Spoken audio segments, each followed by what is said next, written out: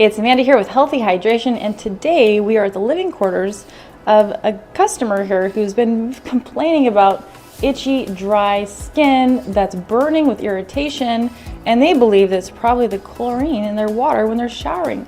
They're also washing their face with it, and their kids are also showering and noticing differences in their skin texture and the dryness. So we're here today to save the day with our whole house water system, but I'm going to show you today with a simple test that you can do at your own home to see about the chlorine. So chlorine is a carcinogen. That means it causes cancer, but more importantly here, they put it in our water supply to kill any of the bacteria. Obviously we don't want those.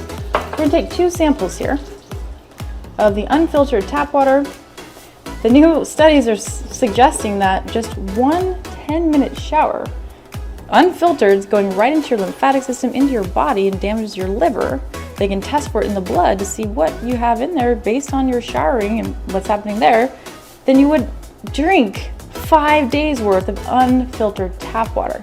So you can drink tap water unfiltered for 5 days, and that's one area of concern. Or you can shower for 10 minutes in your shower and get the same amount of contamination that's 5 days of drinking unfiltered water. So you definitely want to pay attention to your whole house water situation.